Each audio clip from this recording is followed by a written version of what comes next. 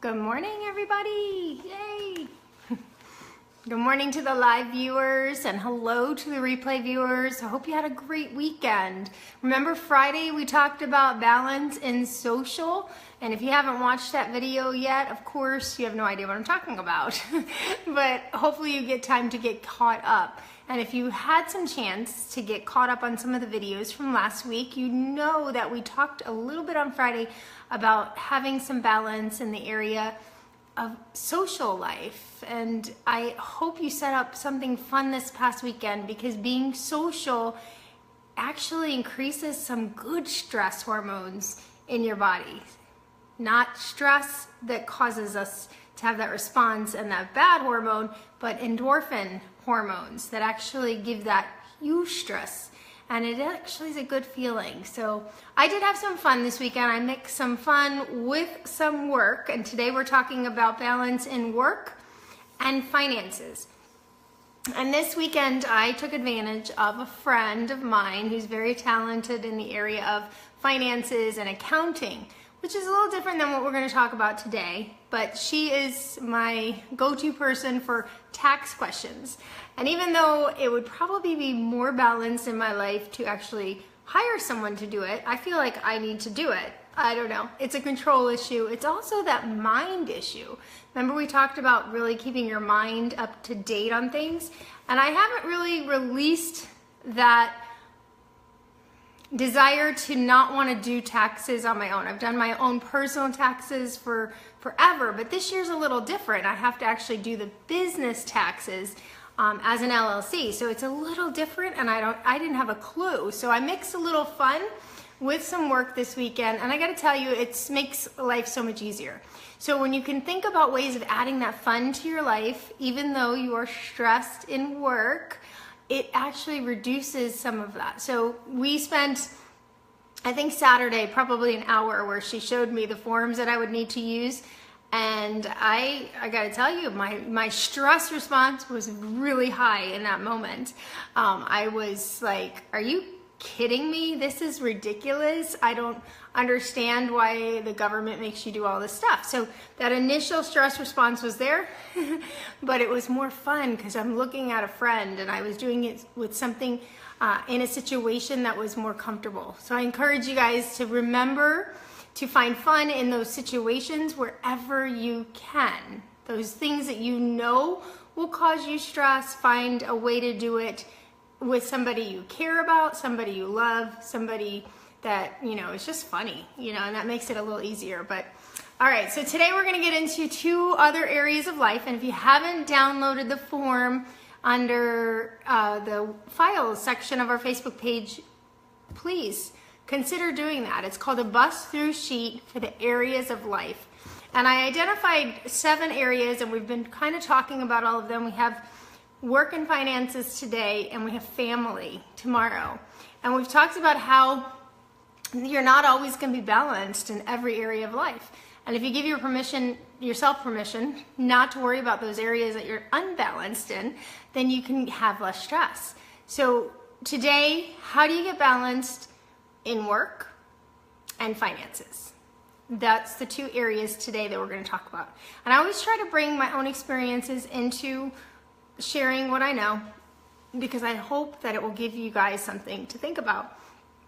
And I want to say in the area of work, I told you before, I was very unbalanced. I would work, you know, since I was 12, up to 3 jobs at a time, because I needed that income to keep up with my spending habits.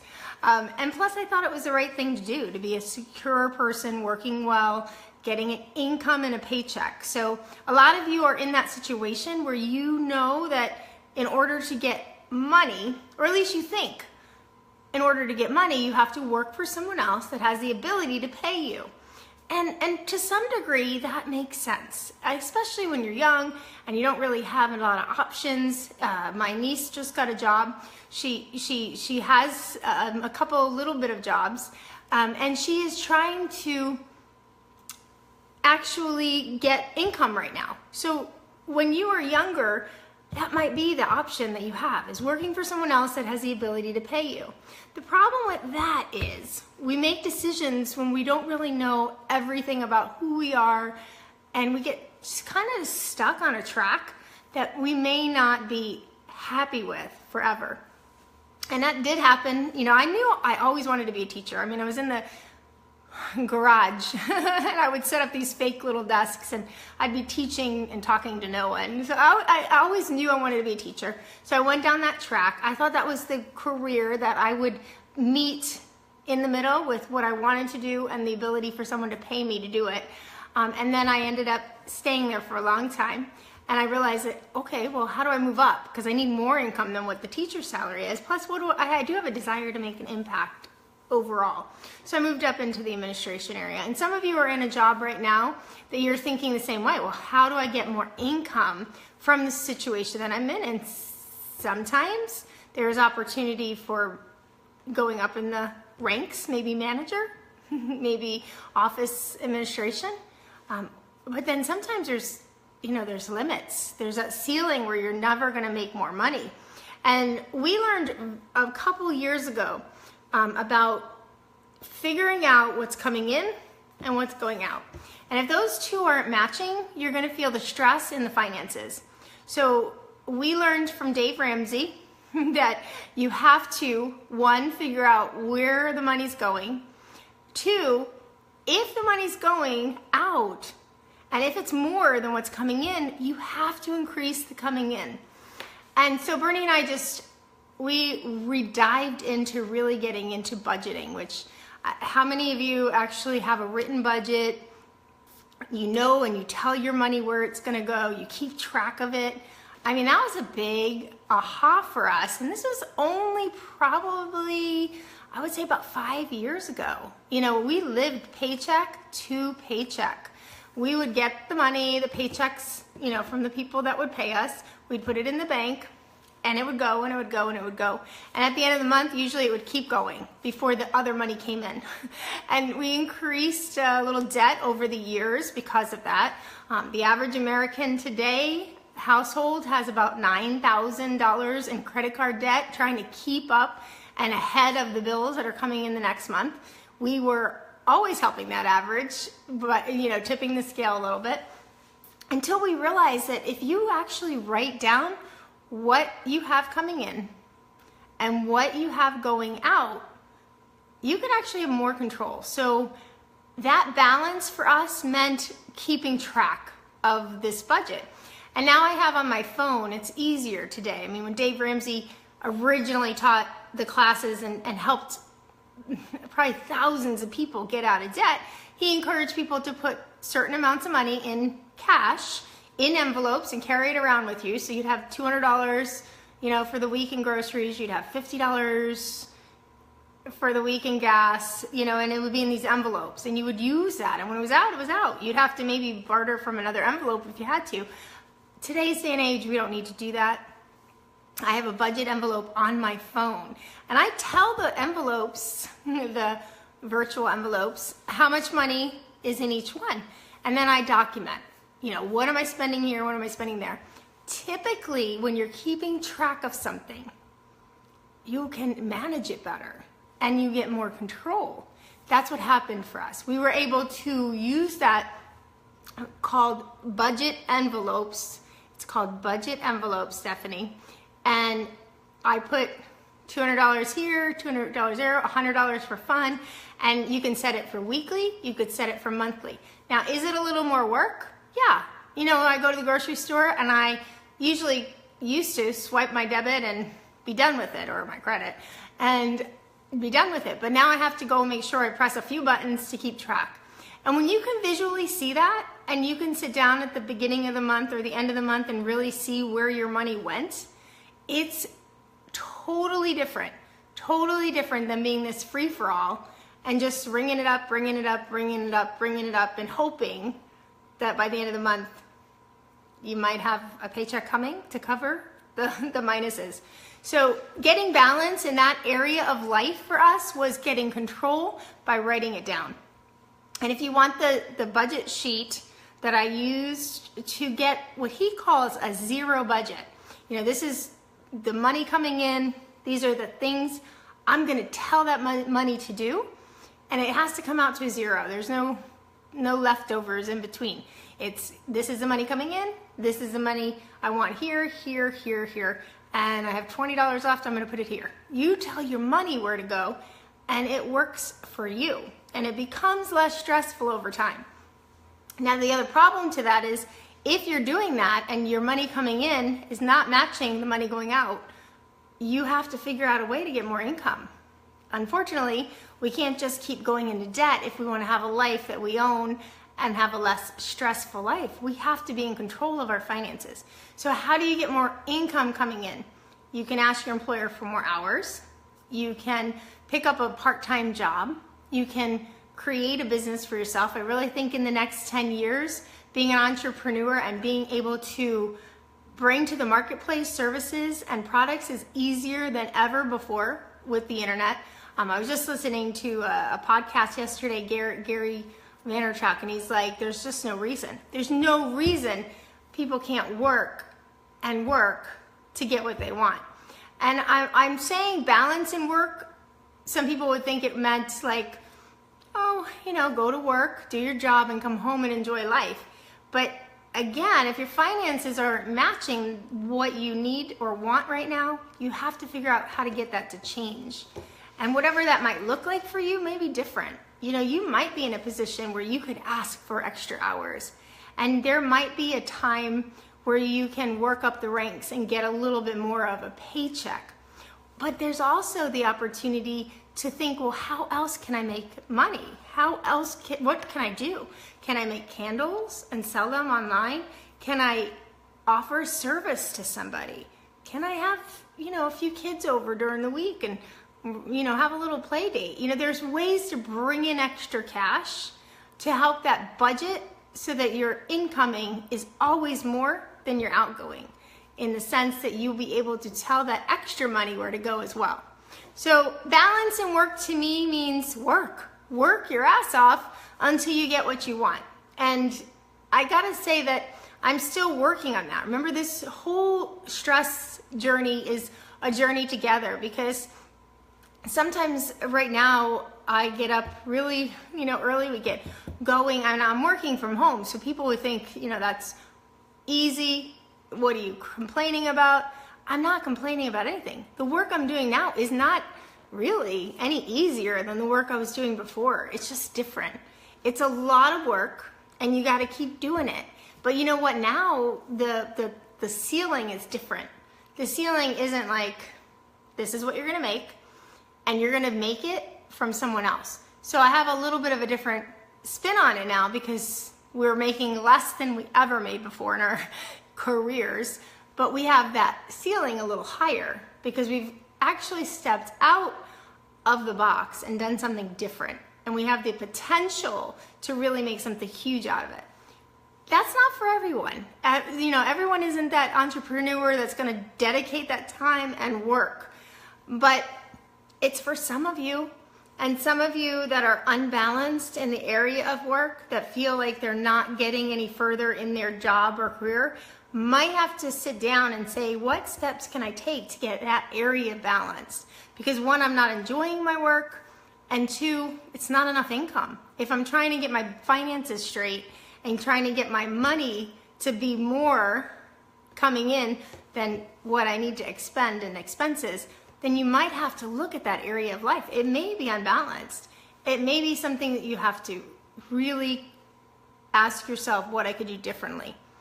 And one of the things that I think hurts us the most in that area is because it's all we've known, we're afraid to do something different.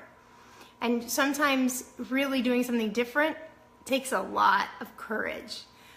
But without fear, sometimes we don't get to that area or the next level that we want to, or that's really there waiting for us. So I encourage you to look for opportunities that might be there for you. I want you to think about writing out your budget. If you haven't done that ever in your life, And again, I didn't do it until about 5 years ago when my friend invited us to a Dave Ramsey class. And, we understood, wow, I knew about budgeting, and I knew budgeting was the cool thing to do. I think in our marriage classes, 30 years ago, before you got married, they put you through the class and you had to work out, pretend budgets, but we never did it. We would spend money, hope our paycheck was going to come in time to cover the next electric bill. But until we really sat down and wrote it out, like this is coming in, this is going out, and then kept track of it, we didn't have control. And when you don't have control, you're going to have stress. So I encourage you to really write your budget out if you haven't. That's how one action step you can take to getting balance in that area. And the other is work. How do you get that income up?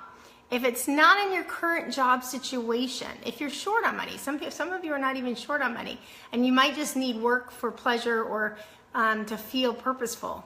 That's a whole nother story. But if you don't have enough money to live every month comfortably, you got to figure out what are you going to do, and then do it. It's just it is what it is. We have to work to have things. I hope that's been helpful. Again, that area of life sheet is under the file section on our Facebook group. If you haven't looked at those areas and determined 1 or 2 or 3 that you want to focus on in the next few weeks, do that. And remember, those other areas don't have to be focused on. You can let them go. You don't have to be balanced every area of life, every season of life. You can have different levels of balance in those areas, but don't ignore any one area for too long, because then that area becomes totally unbalanced, and then you are totally stressed trying to catch it up. I did that with health. Don't do it. Just get to a routine where you're looking at each area of life on a regular basis and figuring out what to do to fix it. You can put your head under the sand or hide the fact that you need to work on certain things in certain areas, but that only brings more stress in the long run when it goes unaddressed. So work, figure out if your work is happy and purposeful and you feel fulfilled, and if it's not, figure out something else to do. There is just so much to do. There are so many jobs. I don't care what anybody says, there are jobs out there. If you really want them, you can get any job you want. And also look for things that you can do that make you in charge of your job, where you actually maybe are putting out into the world and into the marketplace a product or a service, and really just offering something that you can get more income for. And then work on your finances by writing it down and spending the money you have to spend and telling your money where to go. That will reduce your stress. So I hope that was helpful. Stephanie, the envelope app that I use for the phone, I think you caught it, was Budget Envelopes. I have the budget sheet that I use. It's called the Zero Budget. If you need it, just comment in the comments, let me know. Are there any questions? You guys have any questions about work or finances? I'd love to answer those questions for you live. Thank you for being here live. I know there's a little delay in the comments, so I'll hang on for a few minutes, see if anything comes through, but let me know if you have a question or a comment. Judy, that's awesome. Well, Jordan, I will send you a copy. Yes, and Stephanie, I will send you a copy. And once you get it, if you are confused about it, let me know and I'll help you with it. I'll help you with it. And Judy, you're on today live. That's awesome. I'm so happy to see you. You probably still need help on getting the other videos replaying, and Bernie and I are going to stop by. We're going to stop by sometime soon and help you with that.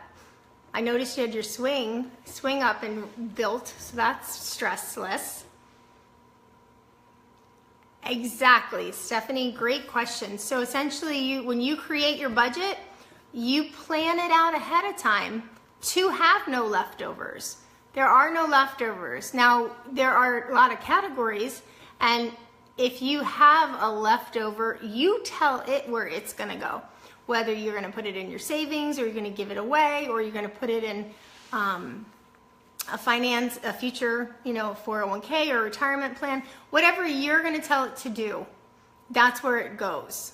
And if you're doing it correctly, you might have a little money left over in the gas envelope, or you might have some money left over in the fun envelope if you didn't spend it all. And then you determine and use that to guide you on creating your next month account. Like maybe you don't need that much in spending in groceries.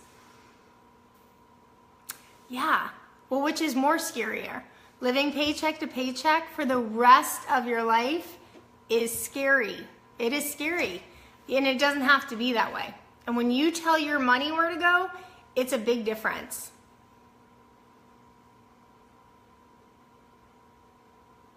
Yeah, I understand that, Jordan. I don't know if you caught it, but I have the app on my phone.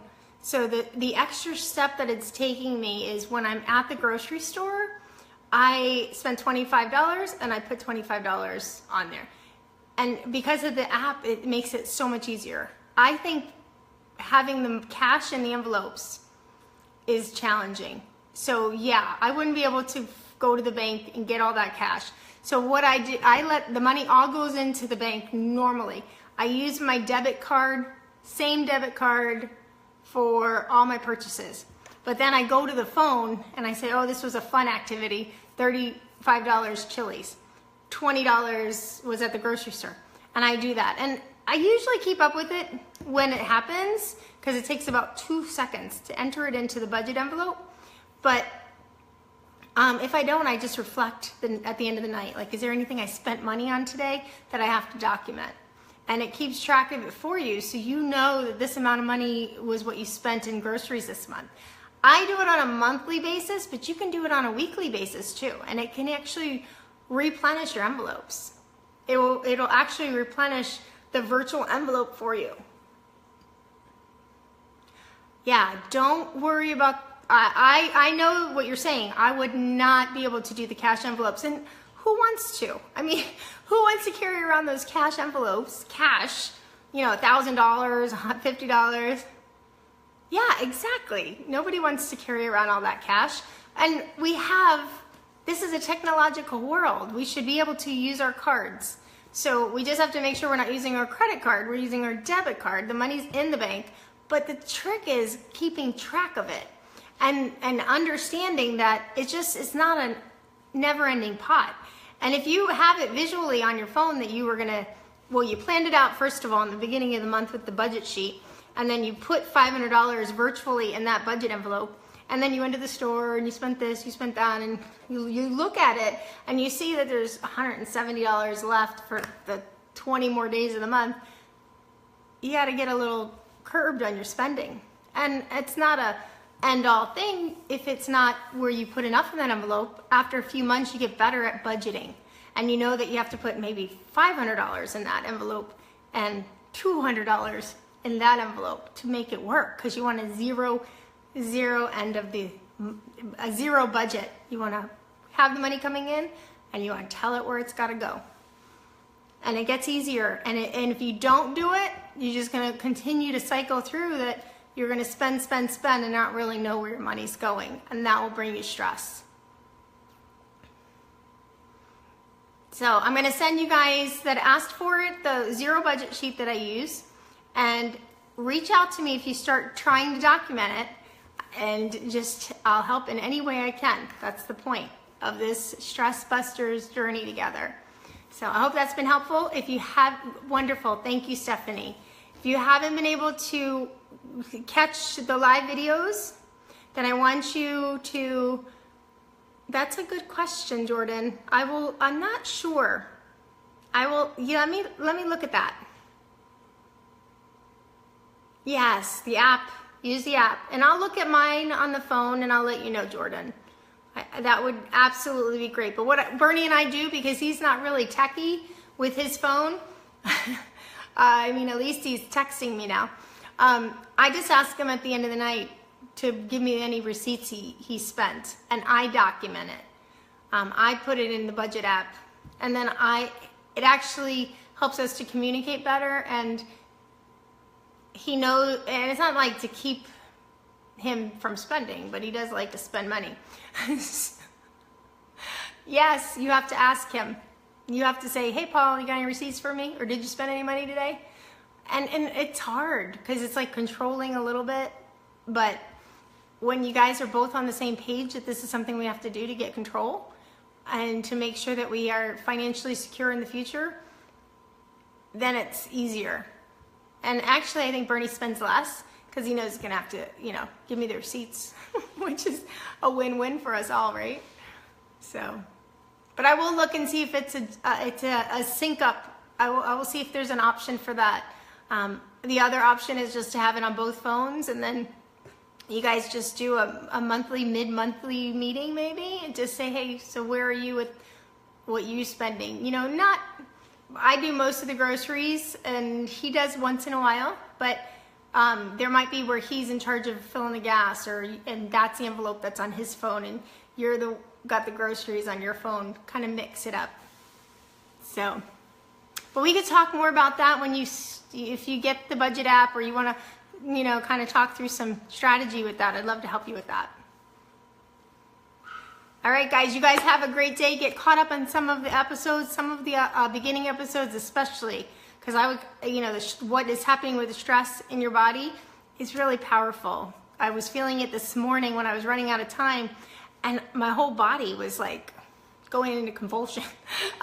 My heart race, and I was like, this is a stress response that I was teaching.